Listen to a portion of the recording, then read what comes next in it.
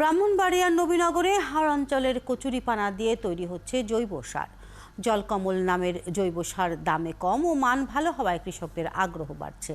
উপজেলা প্রশাসন জানিয়েছে পাইলট প্রকল্প হিসেবে প্ল্যান্টটি চালু হয়েছে, তবে ল্যাব টেস্টে গুণগত মানের স্বীকৃতি মেলায় বাণিজ্যিকভাবে আরও 10টি প্ল্যান্ট বসানো হবে। জালাল উদ্দিন রুমির তথ্য ছবিতে প্রতিবেদন। ব্রাহ্মণবাড়িয়ার নবীনগরে কচুরিপানা থেকে তৈরি হচ্ছে জৈব সার। কচুরিপানার শেকড় বাদ দিয়ে পাতাসহ বাকি অংশ 1.5 টন পরিমাণ স্তূপ করে 15 সেন্টিমিটার পরপর 200 গ্রাম ইউরিয়া, ট্রাইকোমার্ডা নামের এক ধরনের ছত্রাক এবং 200 গ্রাম চুন ছিটিয়ে তৈরি হচ্ছে এই সার। একসময় ব্রাহ্মণবাড়িয়া সদর ও নবীনগর উপজেলার অন্যান্য ইউনিয়নের সাথে নৌপথে যোগাযোগের অন্যতম বাধা ছিল এই কচুরিপানা। পরে নৌপথ স্বাভাবিক রাখতে কচুরিপানা পরিষ্কার করে তা উৎপাদনশীল কাজে লাগানোর উদ্যোগ নেয় উপজেলা প্রশাসন।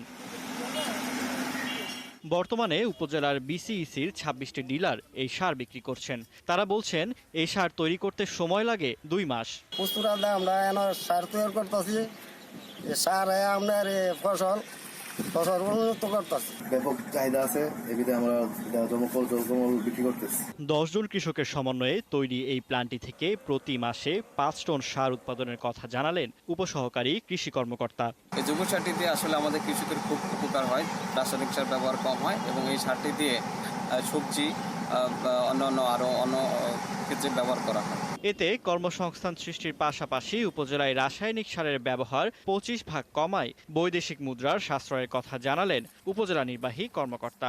আমাদের পরিকল্পনা রয়েছে এটিকে আরো বড় আকারে পরবর্তীতে আর নবীনগরের 10টি পয়েন্টে প্ল্যান্ট আকারে আমাদের কচুরিপানা থেকে সার উৎপাদনের আমরা যাব এবং আরো অনেক বাণিজ্যিক আকারে সেটি আমরা বিক্রির একটি উদ্যোগ নিয়েছি।